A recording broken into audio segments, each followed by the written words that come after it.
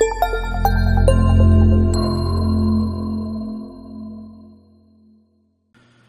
it's Mike Hambright with FlipNerd.com, and welcome back for another exciting VIP interview where I interview some of the most successful real estate investing experts and entrepreneurs in the industry to help you learn and grow.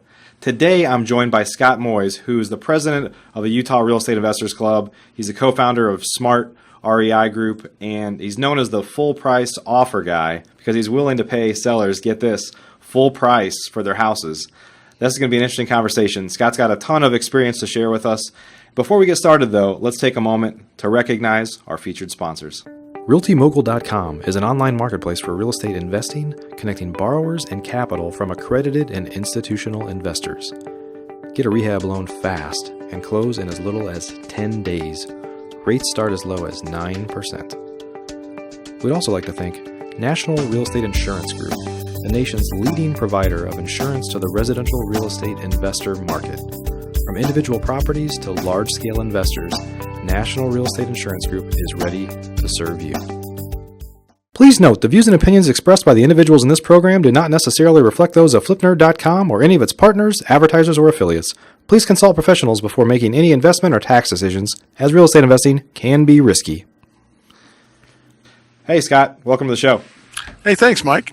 Yeah, glad to have you on. So, before we kind of get started with learning about why you make full price offers to folks, which sounds sacrilegious to everything that I know about real estate investing. For those that don't know you, why don't you share a little bit about kind of who you are and what you're up to? Well, my background is in the financial services businesses, and I used to do coaching and counseling one-on-one with Ma and Pa across the kitchen table, and I found that if I educated them, they would be grateful and do business with me. So, but I had a plan, and in order to finance that plan, I needed money. And this is back when the web was first kind of getting hot, and everybody had to have a web page, and it costs a lot to have developers do that. And I accidentally got into the real estate business as a way to capitalize my financial planning business, and never looked back. So that was probably 25 years ago, and I started off doing lease options, and some of the folks that know me have heard my lease option story. We won't go into it today, but suffice it to say that today I preach that lease options are the single most dangerous way to be involved in real estate. I've got a nice little story, and people that want to copy that can get that later. But I discovered how to protect myself, and I've been doing that ever since. So I've been taking property subject to. Okay. And so we'll talk about subject to stuff here in just a second, because that's something else that obviously is has some positive and negative connotations associated with it. And I know that I've known some people that have gotten into trouble with them, and I kind of know why, and I know why some folks get into trouble with those. So we'll talk a little bit more about that. So talk a little bit about. I know you're big on marketing, and you think it's important for folks that want to get started in real estate investing to really become great marketers, or to know how to generate leads. I mean, everything starts with a lead. So why don't you maybe just kind of share your kind of couple-minute pitch on the importance of that for folks that are looking to get started? Well, the bottom line is, Mike, if you're not a marketer, or you don't know how to market, and you can't bring in leads, if you will, or business, then what does it matter what method that you decide to use? You're never going to get any business. So you got to be a good marketer. And of course, there's all sorts of ways to market. You got people that send out yellow letters and do direct mail, and you got people that put up bandit signs. And then you have, you can buy leads. The best leads, in my opinion, are referrals, but although my partner likes to do social media type marketing, I'm more of a direct type of an approach guy. I believe, look, there's thousands of people out there that are putting ads all over Craigslist or their newspaper or wherever saying, hey, buy my house. Why aren't we calling those people? Yeah. I'm the guy that likes to pick up the phone and simply just say, hey, I'd like to make an offer on your house. Novel concept, right? But so many people are afraid to pick up the phone. They just don't want to talk to anybody. Well, you know what, guys? If you don't want to talk to anybody, you're in the wrong business. Yeah. So, but you have to find what marketing method's going to work for you. I don't like to wait for people to call me. I don't run ads. I never have. I like to pick up the phone and call them, and it's really a simple process. I mean, I just pick them up and ask them a couple questions, and if it doesn't meet what I'm looking for, then we just thank them very much, have a nice day, and hang up and call the next person. And the one thing about making calls, though, that people are so afraid of is they think they need to spend a lot of time. These days, my only goal of the day, which I've already done several times today, my only goal for the day is to make one offer a day. That's what I've got, what I call my show up down to. My daily show up is to make one offer a day. To make that one offer a day, these days only takes me 3 to 4 phone calls in the morning to sellers.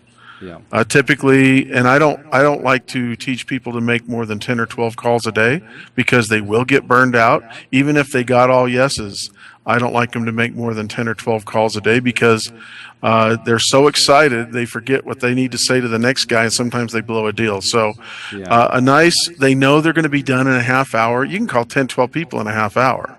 So if that's all you had to do for the day in your marketing is make 10 or 12 calls and you know you're done, you got the rest of the day. Do anything you want, or follow up on the ones that you called the day before. I like to, in fact, what's really fun is when I call. I'll do this in some of the classes I teach. We'll actually start making calls to sellers, and I ask them a simple question. And even if they say yes, we say, "All right, thank you very much. Have a nice day," and hang up. They go like, "Wait a minute. These people just said that they would let you take over their payments or whatever, and you said, okay, thank you much, and hang up." Yeah. Well, how come? Because I can.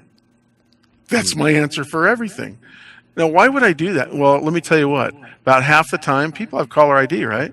About half the time, they call you back. Now, who's in control? Yeah. The other half, I know who said yes. I just put a little check by their name and call them back later. Yeah. Maybe I call them all back on a Friday. So I have little tricks and things that I like to use and do that keep my day short and simple, and don't over stress me, especially for those that are just getting started. So marketing made simple. Pick up a phone. That's what I do. And I guess some of how you're able to make it work by maybe calling people off of Craigslist or other areas, FSBOs and stuff like that, is the fact that you are apparently willing to pay more than what the traditionally classically trained investor at least might be. So tell us a little bit more about why you are the full price offer guy. I'm the full price offer guy because no one else will. I'm the only guy that'll offer them full price. Now that's not necessarily true. Of course, in some markets, in accelerating markets, people are overbidding for houses and that kind of thing, but that's not the kind of market we're in. So I always ask people, look, if I offered you what you're asking, or maybe even more than what you're asking, would you be willing to leave your financing in place for a couple of years? That's basically my pitch right there. The other way I ask that, and what I prefer to do, and here's some real good information, is I prefer to ask everybody I call, and I call the for rents first. And I always ask them, would you be willing to rent for a couple of years and then let us buy down the road? Well, that's a real simple question. That's just a simple question. Yes or no? No, thanks. Have a nice day. And we go to the next one. But if they say, sure, then we just ask some questions and go on. But the reason we're able to offer full price, and let me kind of correct you on a couple things. I don't pay people full price. I offer people full price. Okay? I don't pay anybody anything. The most I ever pay to control a property, not own it, is $10. I never pay more than $10 because that's the only thing that's considered legal consideration in most jurisdictions, in most areas, right? Right. So my offer is full price if they're willing to leave all their financing and all their equity in place for a couple years. Maybe it could be, depending on the market, could be 3 years, 5 years, 10 years, even 20 years. I've got some 20-year deals. So when do they get paid their full price? Whenever we finance, I say we, you'll notice I use we, not me, whenever we sell or refinance the place. In other words, I'm doing wraps, contract for deeds, lease options, lease purchase, all these subject to type or takeover payment type deals, and we don't have to finance out that property. In fact, we're never obligated to finance it out at all. We only have the right to do so down the road, and at the predetermined value that we've come up with them. So it's usually their price, if not more. But if we do that in 5 or 6 years, then all the note reduction, appreciation, equity buildup, and so on, we equity share with our resident partners. So they're still getting the full price they're asking, if not more, but we're not financing it for 2, 3, 4, 5 years down the road. Right. So kind of walk through a scenario of a deal, and with emphasis on why that may make sense for the seller, and then how that makes sense for you. Okay. And then I'll give you a couple of examples of deals. How it makes sense for the buyer as well. Okay, I'll give you an example of a deal I've got going on right now. I've got a seller, tired landlord, that has 3 properties, and one of them we already sold off to another investor. We didn't want to do any work on it, so we just made an assignment fee, and that was fine. The other 2, let me give you an example. He had. Let me see. The value is $235. He owes $165. So he has $60,000 in equity in the property. Now, why would a seller that has $60,000 in equity allow you to just take over their mortgage payments? Well, remember, this guy's a tired landlord. The other property is about half that size and it's very, very similar. Well, there's a lot of other things besides motivation. Doesn't just mean it's a negative. It could be a positive. They could be motivated by more money, right? Greed, if you will. And this guy's not greedy. It's just he was tired of being a landlord. He didn't want to collect rents. He didn't want to have to do management, didn't want to upkeep, repairs, didn't want to have to make the payments, all that kind of stuff. So we agreed to take over his existing financing, and he left all of his equity in place. Because think about this right now. If you're the seller and you're this guy, if his house is valued at $234, and this deal started 2 years ago, and we're into it 2 years now. This deal started 2 years ago. If he sold the house right then, what would he actually yield? Now remember, 235 minus 165 is not 60,000 in real estate. Right. Minus, you're going to have to subtract probably the repairs and commissions and closing costs, and we're not going to offer him 235.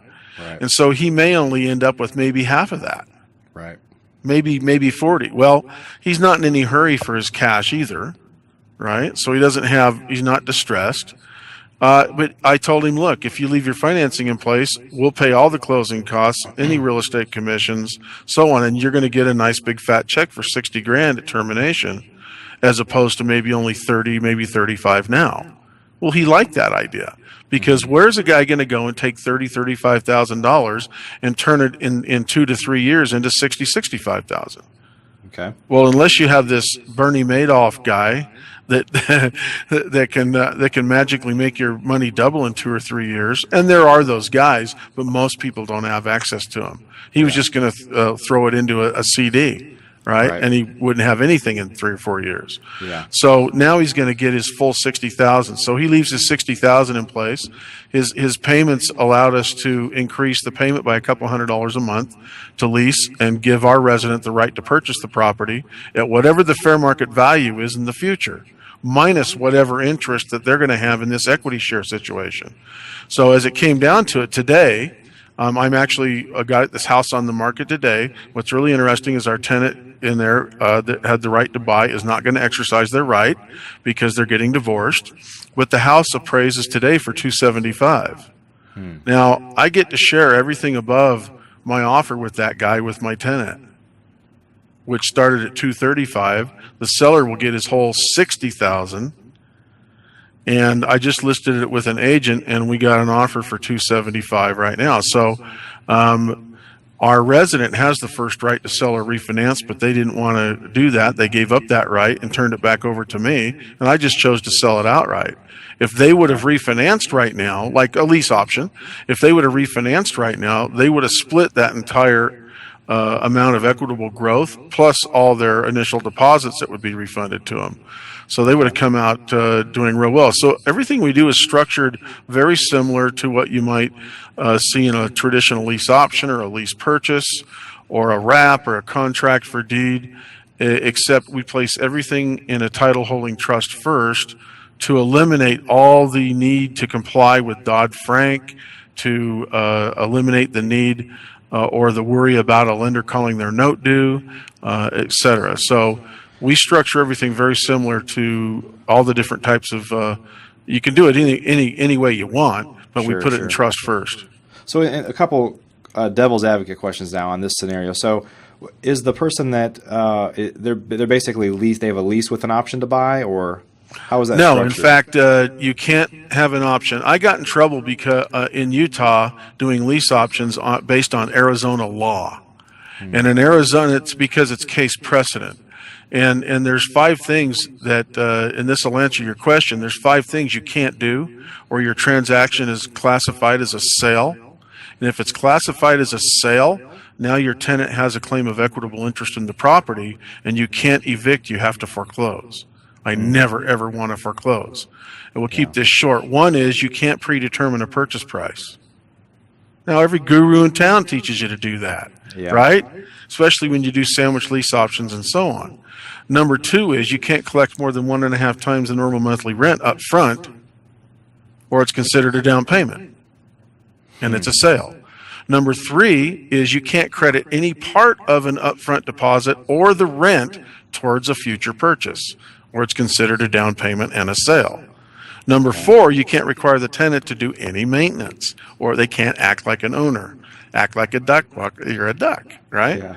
And number 5, and a lot of people will stop me in workshops and seminars that I do at this point and say, well, then why don't you just do like a lease option or do a separate lease and a separate option? Well, the IRS ruled against that clear back in 1917, and a lot of the gurus won't tell you that. Because 1, they don't know, and 2, they don't want you to know. Yeah. There's no such thing as a separate lease with a separate option according to the IRS. The IRS considers it a lease purchase and a delayed or disguised sale. So if you violate any one of those things, they're not criminal, but your transaction will be classified as a sale. And if it is, then the tenant cannot be evicted. They have to be foreclosed on. Well, I got nailed in Utah and Arizona law because of case precedent, doing the same exact thing. I lost all my deals. So the deal is, they do not get an option to purchase. In a trust, for example, they are one of the beneficiaries, and they only have the first right to purchase, not the option or the obligation, just like I do in my grandmother's trust on her property. I have the first right. Okay? And we don't predetermine a purchase price, but you have to put a value of the property on the property when you place it in trust. That is not a sale price. Any money they bring in up front is a fully refundable contribution. Even if you evict them, you have to refund their money. Well, that sounds kind of strange, but believe me, if you ever have to do that, and I've done over 300 of these transactions using this trust, and I've only had to start 6 evictions, and I've only had to complete 2. There's a reason for that. It's because there's a lot more positive exit strategies, right? Yeah. The big advantage of what we do is that it totally avoids violating a lender's due on sale clause. And yes, we've had lenders attempt to call their loans due, and once we sent them the copy of the law, federal law that prohibits them from doing that, they wrote us a letter back and said, oh, we're sorry, we didn't know that you knew that, or we wouldn't, right? And then, of course, the biggie these days is because we structure our deals inside of a trust, we totally avoid any need to comply with Dodd-Frank. Okay. So in this example that you gave here, they technically are tenants at that point. They're paying monthly rent. They are straight rental tenants with the first right to purchase as one of the beneficiaries of the trust. Okay. And who are they paying rent to? It goes into a collection agent at escrow. Okay. But you're effectively, so how are you making money during this period. Make upfront money, just like any other transaction. We make upfront money, we make cash flow, we share in the note reduction, we share equity share, we share in the appreciation. We could charge them a little extra for a dog or a cat. Nothing's different than any other transaction. It just goes inside a trust first. Okay. And what happens if there is no appreciation and the market stays the same or goes down during that period? Well, they have the first right, not the option or the obligation, to sell or refinance the property. So we could sell it, just like these folks, right, that I was telling you about. Of course, if the value doesn't increase to help return those things, then we just extend the term like you would in any other transaction. Okay. Or we can agree as beneficiaries of this transaction or members like of an LLC, we could all agree to take a little bit less of profit ourselves in order to get this transaction done. So it has all the flexibility. And so do the houses ever go back to the original seller? I have never, ever had to turn a house back to an original seller. Okay. The worst case scenario in our contracts is that we would give the house back to the seller in good condition with the payments current, because part of the contract is that there has to be a contingency account in the trust that makes the seller's payment on time, even if the renter or our tenant pays late, keeping their credit and their relationship with their lender intact. If for some reason they don't pay on time, on the 10th of every month, an automatic 3-day notice to pay or vacate goes out to comply with each local jurisdiction, depending on where the property is. So from there on, what's interesting, by contract, since they are an owner or beneficiary of the trust, they have to evict themselves on their own money. We start the process, but they have to complete it. Okay. Kind of cool, huh? It's interesting, but you're losing me a little bit. So what ultimately happens? Let's say that they do evict themselves. You don't get the money. Who's making the payments for? We have already found somebody to replace them by that time. It usually takes anywhere from 15 to 45 days on average to do an eviction. I had one go 60 days of the two that I've done. But there was enough money in the contingency fund that kept the payment current, and we already had a deposit and rent prepaid by our next resident coming in. Yeah. It's really easy to find residents. Everybody wants to live in a house. They hate apartments. So it's really easy to find. I mean, that's why people are attracted to the guys that market lease option programs and subject to programs, because it's a fairly simple you got to know what you're doing a little bit, but it's fairly simple to get into that, and it's not hard to find buyers for those houses, or residents. Let's say resident buyer's not the right word up front, but it's not hard to find somebody that'll come in with 3 to 5% and take over payments. Yeah. No qualifying, no credit, no banks. Just pay 3 to 5% and come in and take over someone's mortgage. Right. Holy cow! All I have to do is put an ad at Craigslist, and I get 100 calls the next day. Yeah. Interesting stuff. So Scott, if folks want to learn more about this type of stuff, I know you teach a lot of folks how to do it, and I know it's for, especially for newer folks, I'm sure it's not as complicated as it sounds, but it's a little complicated to understand your first go around. So let's just simplify it real quick, and then I'll answer your question. All right. If you know anything about all those other methods that we just talked about, wraps, contract for deeds, lease options, lease purchases, whatever, don't change a thing. If that's what you're doing now, don't change a thing. The only thing you change is your paperwork. Mm-hmm. You just create a trust first and then do that. Right. That's as simple as it gets.